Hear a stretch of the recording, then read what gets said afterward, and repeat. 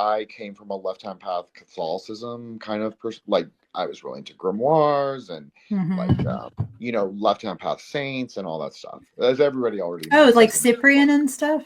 Yeah, like Cool. Cyprian and there's other ones. There's like Saint Lucy, obviously Saint Peter, all those. Yeah, Hmm. but yeah, also left-hand path. So it depends, right? But so Typhonian OTO. Well, I'm familiar with Kenneth Grant, so I'll explain it like this, Julia.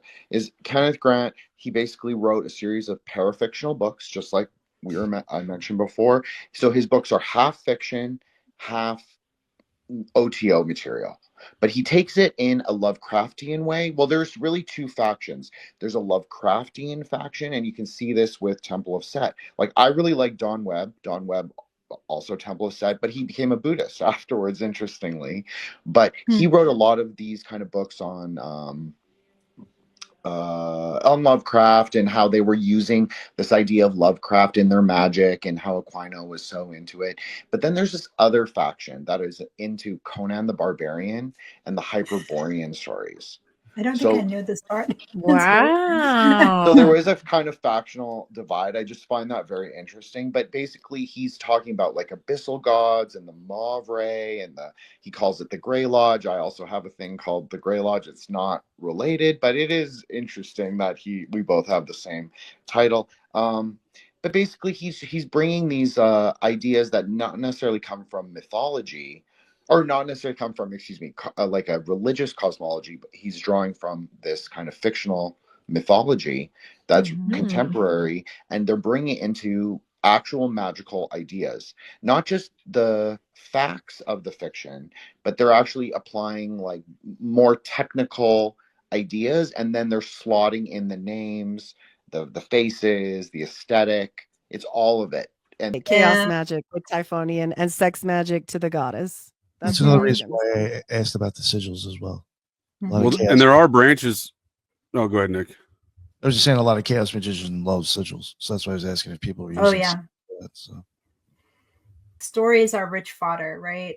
Especially if you get a rich mythology like Lovecraftian mythology, or I mean, I am only passingly familiar with Conan the Barbarian, but you're taking an intellectual property or a world or a mythology that already has all the interlocking parts, but also an engine of people who have fed into it. Even though most people are not reading H.P. Lovecraft's work and being like, "Oh, that's all definitely real," it's energy behind it from people for well, not hundreds of years, but people for like a very long time reading and investing and being interested, and that's energy. but I like the lifting of frameworks, like that you can take Mm. just the magic framework and you can sort of apply ideas to it. But I take it all conceptual. So that's a true chaos magic, maybe you could say, true chaos magician.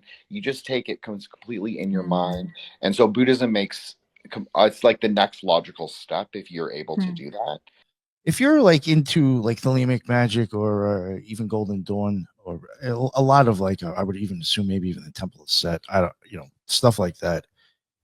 At least with Thelema, you're going to be practicing like the hexagram ritual and the pentagram Mm. ritual Mm. probably for a long time. That's going to be like something that you are used to doing constantly. And in the hexagram ritual, you use the LVX formula. And in there, at some point, you acknowledge Apophis and Typhon.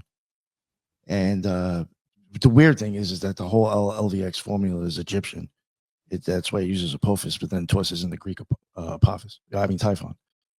And that's kind of like the rising beast, in my opinion. That's what I think it's symbolizing. You even go like that when you acknowledge Apophis and Typhon.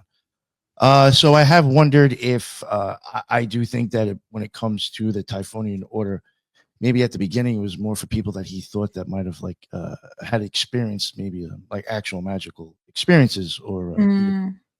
I could be wrong, but even another reason why I do think that might be possible is because when it first started, I don't know if it's still like this. He took the same, like pretty much adopted the same OTO initiations or degrees, but you did not have to start off at the first if he didn't think you belonged there.